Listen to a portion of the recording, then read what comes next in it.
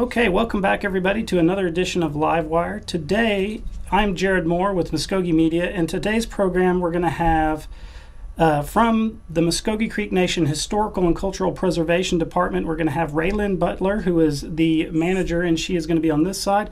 And we're going to have Turner W. Hunt, who is the Tribal Historic Preservation Officer. He's going to be right here.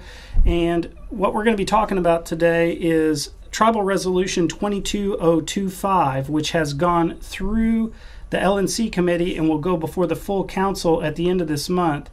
And what the tribal resolution seeks to establish a memorandum of understanding between the Creek Nation and the Mississippi Department of Archives and History in relation to a museum project that's going to happen in the future. And so with that being said, for you guys, could you guys just talk a little bit about what is TR 22025 and what does it mean? And whoever wants to field it. Well, I just wanted to point out that it's a memorandum of agreement, which is actually, it's a legal document, and these are very common. We have lots of memorandums of agreement that we do with federal agencies across our historic area of interest. I will defer to Raylyn for the specifics on the legislation, though. Thank you, Turner. This is legislation that really establishes a partnership with the Mississippi Department of Archives and History.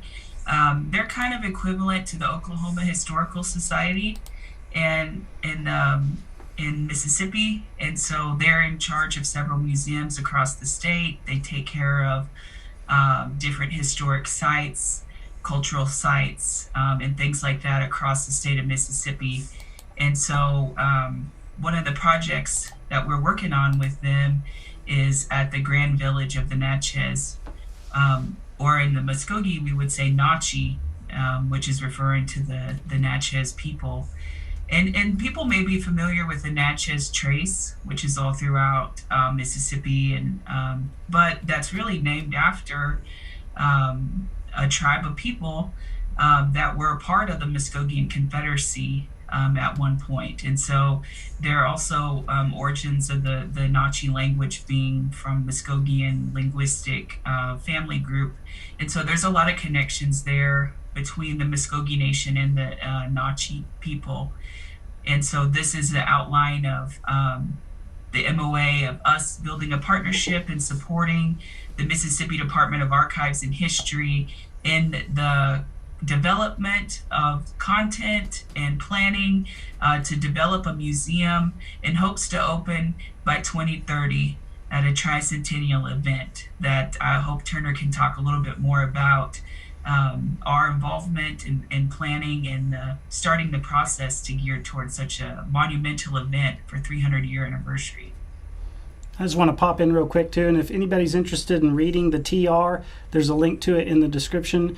And Turner, could you talk to us a little bit about what the anniversary signifies, and then maybe how the tribes are interrelated, and kind of like how the Natchez are kind of also subsumed into the Creek tribe through that historical process?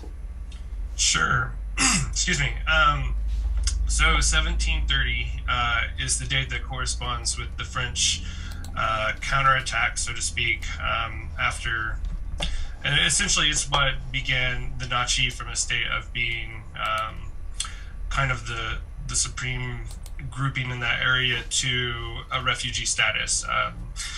The previous year in 1729, what a lot of historians refer to as the Nazi Revolt, which it doesn't make sense. Again, the people who were first there, you can't revolt. So it was more like they were pushing the French back out of their territory. But history writes it as the Nazi Revolt. And so the French retaliated in 1730. The Nazi had built 2 forts, and the French went ahead and took over the village, and they actually used the mounds that held the temple and the Miko's house as places to mount their cannons to fire on the forts. And so after that, the Nazi became refugees, moving. There was some that moved across the Mississippi and held out in another fort over there. Others moved up to Chickasaw lands immediately after that the Grand Village fell.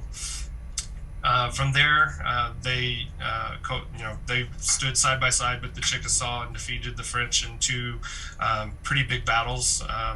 And then around 1741, they went ahead and moved over to Creek Nation, and were a constituent party of the Creek Confederacy. They signed multiple documents as Natchez, and so there's no doubt that this is the same group. And so there's also a lot of historic maps depicting Natchez Town for 75 years from 1760 up until the 1814 war. And then that's when we see a lot of transition between the Natchez and Talladega. And so that the video that's linked in the bottom goes into a little bit more detail about that. But that's basically our connection. The Natchez actually came and they asked Arbika as the gatekeepers of the Confederacy for permission.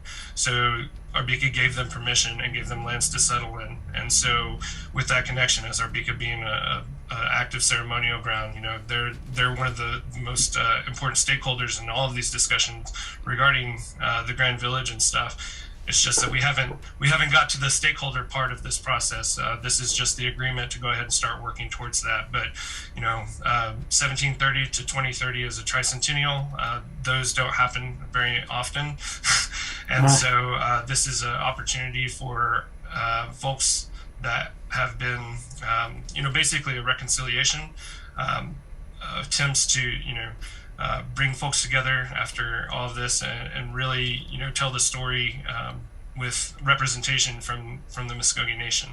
So, well, you kind of touched. It's in a nutshell. Yeah, you kind of touched on what I was going to ask next too. Is could you guys talk a little bit about the importance of these types of memorandum of agreement with institutions that are, redoing museums and determining the programming for museums and things like that? Like, what impact does that have from the historical perspective? Well, from my point of view, that is something that has been missing from museums for almost their entire existence. They talk about Native Americans without ever having representation on their board of directors or in their programming or any of those necessary things that need to go into a museum. And so as basically the culture has come around to knowing that is the wrong way of doing things, we have a lot of institutions wanting us to come to the table, and it's rightfully our place at the table because they're talking about our history. And so these memorandums of agreement basically give us our just seat at the table. And specifically in this MOA, I'd like to point out that, MDAH, specifically, I think it's Article 7 of the MOA, point out that they will defer to us regarding the objects that go on display. And that is very important for us because, we want to make sure that, our culture is being respected and we're not putting any type of burial artifacts or sacred objects that shouldn't be on display. As a matter of fact, that's kind of the old way of museums, as we'll get into in some of the slides, because we really want to do more a collaborative cultural center where they can see, the living descendants of the people who built that site. Well, while we're talking about slides, do you want to just go ahead and go through the slides? Because I can pop them up real quick. Sure, that'd be great. Let me go ahead and find the first one. Jared, I would like to add too, Sure. The MOA is really important because this will supersede any of individuals. This is in writing that regardless if I'm not here in 10 years or nobody associated with this project is here working for the nation, that this is still a written agreement that says we're going to continue to work together. And that knowledge and the partnership isn't lost when individuals leave, but it's something that's still there to continue the partnership. And it is, as Turner said, very critical for us to be a part of the development of this and to have tribal perspectives shown throughout the creation and organization of everything. And that's something that hasn't really been there in the past. And so it's a good step towards a collaborative relationship with the state. Absolutely. And I'm sure that we've already mentioned it, but just for the audience to reiterate, the museum, the new construction museum, isn't going to open until 2030. So this is a long-term project, just like you were mentioning. So I've got some slides here. Turner, which one would you like to talk about first? I'd just like to show the Museum of Mississippi History and the Mississippi Civil Rights Museum. This is one of their most recent museums, and it opened on the bicentennial of Mississippi becoming a state. And that timing was very beneficial for the museums and everything, setting a timeline for them, because sometimes these projects can get pushed. And so the reason why I first wanted to bring this up and show the slide is because I'm sorry to interrupt, Turner, but which slide specifically are you talking? The very first one. Is it the one with the crosswalk in the lower corner? Nope, it'll be the one with the floor plan. Nope. Okay, I got it. I've got it now. It's the one with the exhibit picture. Yes. Okay, that I've got it on there now. Go ahead. Sorry to interrupt. Excellent. So this is their new museum. I've had the privilege of getting to go and visit this museum, and they consulted with a number of tribes in the development of this. I wanted to show this because they take a new approach. It looks nice, it's appealing, and people want to come and visit it, as well as telling unique stories to various stakeholders throughout the entire history of Mississippi, as well as having the Civil Rights Museum right there. And so if we go to the next one, I wanted to show what the current state of the museum at Grand Village is. And it is an older building. It is mostly just a square building with some displays that they're just a little bit old and outdated, and they're also rely on that artifact-based kind of storytelling mode.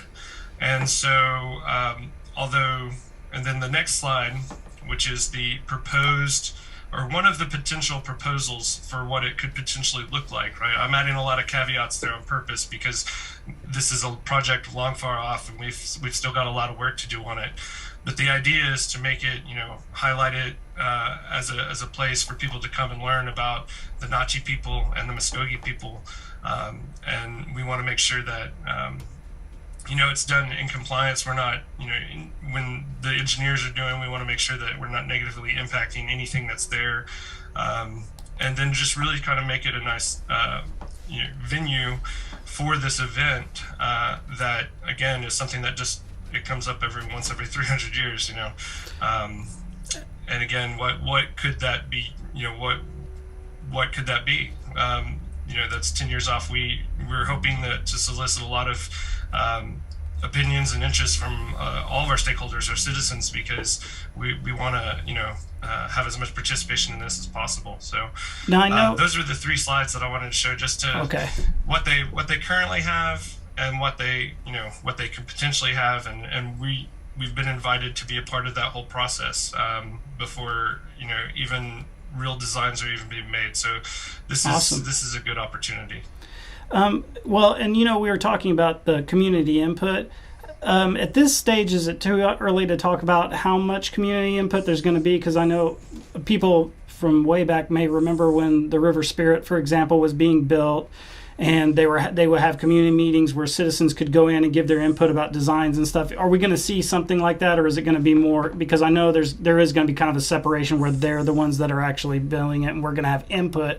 Are community members going to be able to go and give their responses to any groups, or is it too early to tell on that? Those are all the types of plans that we want. I should step back a little bit and first start off with, this was a project that the museum was kind of their idea, but the project of a tricentennial event and having, all of our people there and representation, that is something that we've kind of pushed. So this is really a tribally driven project, and, to say how it, once we get the MOA in order and we're moving towards it, that's when we're going to develop our, how do we even assess the stakeholders, how to best outreach to them, and incorporate all of their thoughts in our process of, regulatory and advising this whole process along with the Mississippi Department of History and Archives and History, excuse me. I see. And I envision us hosting community meetings to get input. during that public phase of the project. So I do think that we would assist in that, because it would be hard for the Mississippi Department of Archives and History to do that here. But I think we could host something like that, and would like to get input from the citizens and descendants that are Natchez. Awesome. And I want to just shout out to the audience real quick. If you guys have any questions, pop them into the chat. We haven't gotten any yet, but I had a question myself.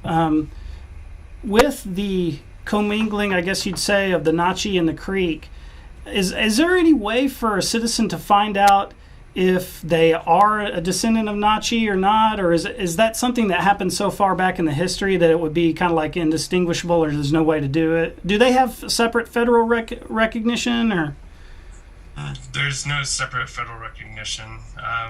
And they, just like we have other communities, Yuchi, or I always use Natchez as the other example. Right. Other groups that came into the Confederacy, they maintain themselves, and even though they intermarried and lived with Abika a lot, the knowledge of their clans and who they were passed down through their mothers. And so there are people who know that they're Natchez and their matrilineal line is Natchez.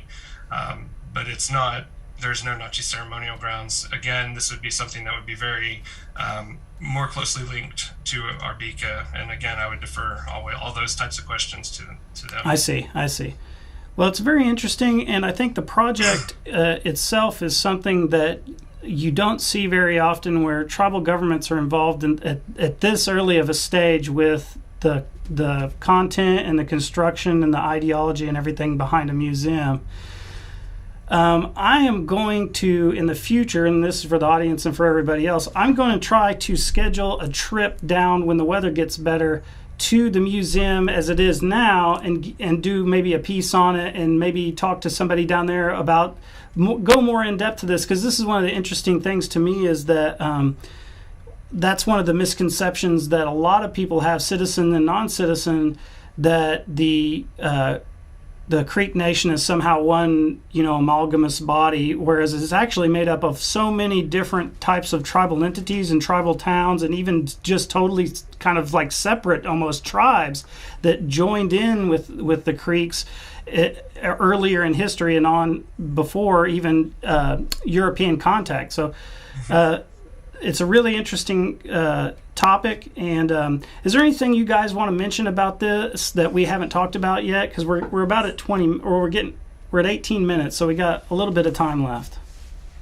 I just wanted to, some of the questions come out about how this process kind of works, and when we talk to MDAH about something like this, and then what they do is they formulate a MOA, they send it to us, we review it internally, and then we go ahead and send it on up. And so I just wanted to point out that it has been checked on by multiple levels before it ever gets to that point, especially when it has to do with, the historic preservation MOAs and stuff. So, yeah.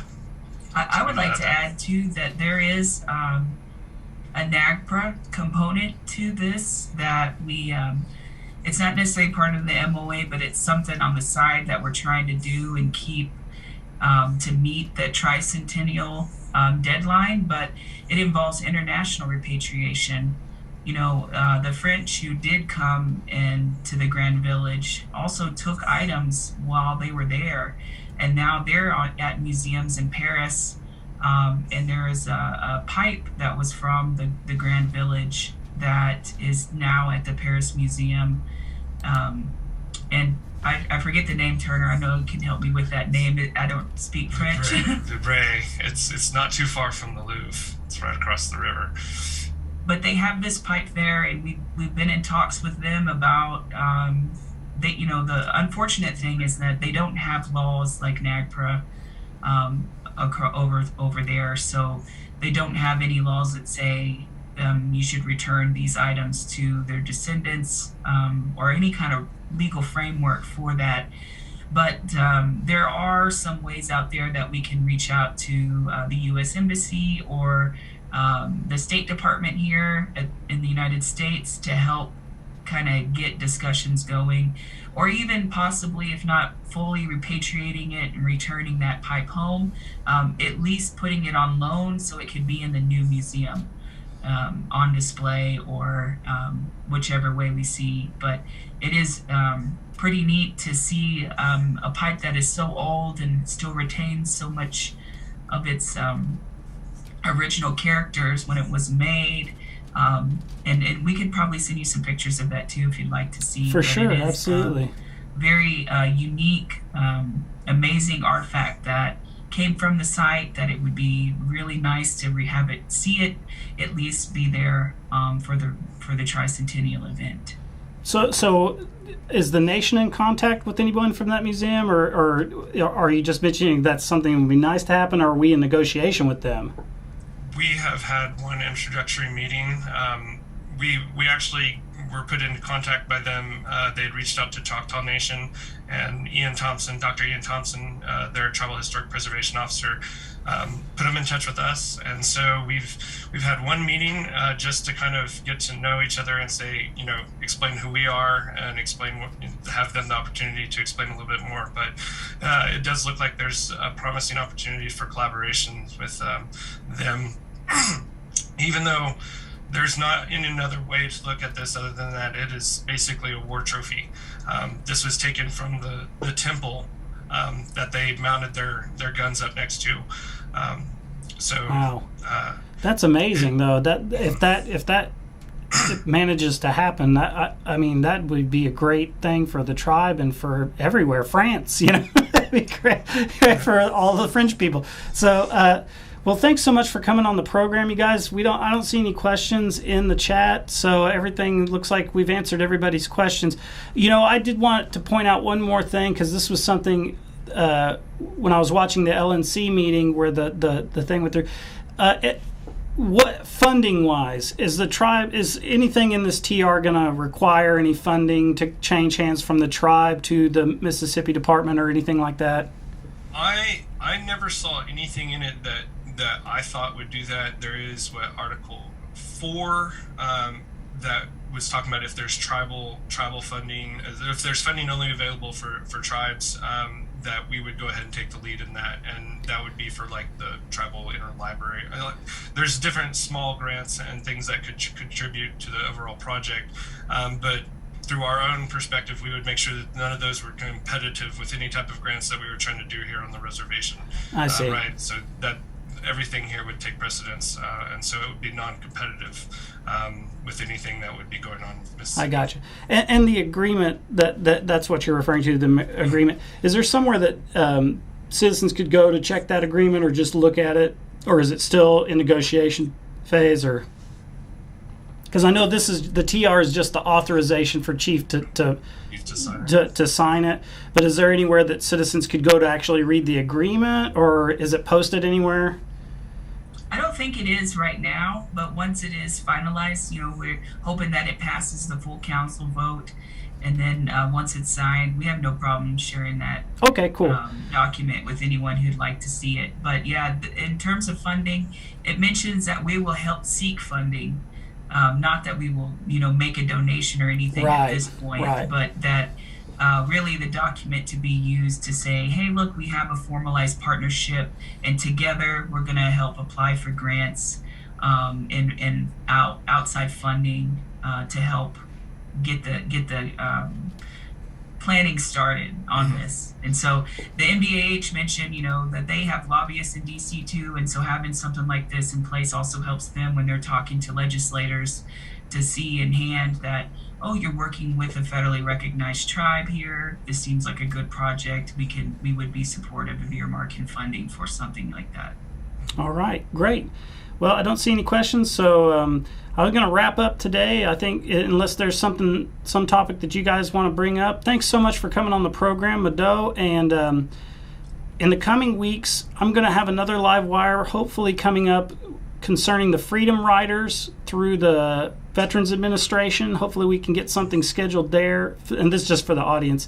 And then there'll be some more posts later this week. So thanks for tuning in, guys. And thanks to you guys for coming in today.